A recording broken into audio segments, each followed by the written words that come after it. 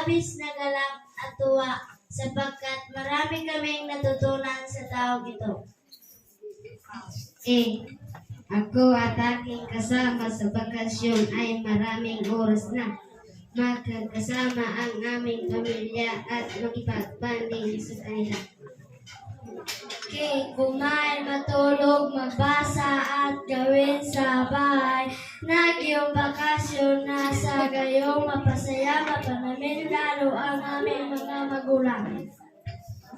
Ako at aking mga kaklase ay nangangako na pananatiliin ang mga kaalaman dahil ito lamang ang hindi makukuha sa amin.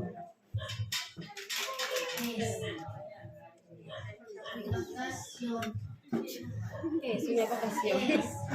Tatlong kaalam aming natulunan at ito aming pagbuhay. Sa bakasyon siguraduhin aming natulunan.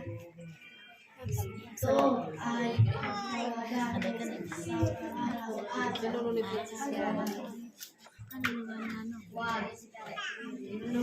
tapos ang taon ang aming paghahanap ng saya at galak at higit sa lahat. Marami pang panahon aming pinadala.